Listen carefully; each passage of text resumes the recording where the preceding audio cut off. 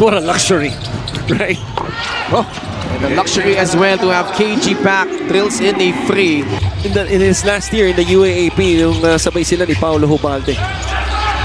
Naagaw ni Alcoriza. But Gonzalez. Caballero will trigger it in.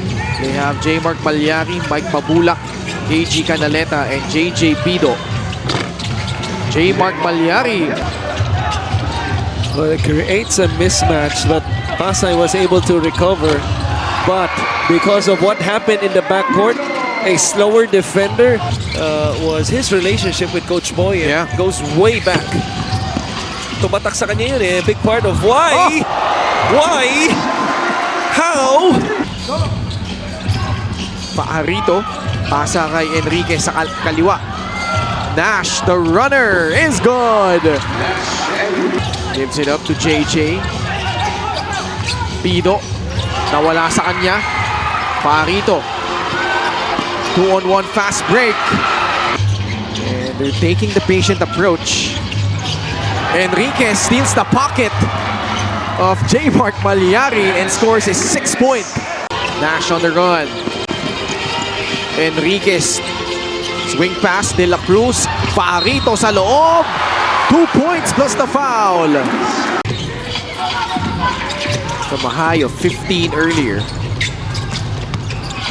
Caballero flips it up and in off the glass. Gets it up to Mark Parks. Oh, Acorva almost stole it. Oh, gliding in for 2 was Jello Santiago. Akala ko ba, narinig kita kahapon eh. Sabi mo, before there was AI, there was Coach Mike Perez. Yeah. Genial, no? In a nice... Baba na, ha? Naibaba na nila yung labang, ha? And they force a turnover. Paarito. You would think he's low on his feet. He's not. But he's not.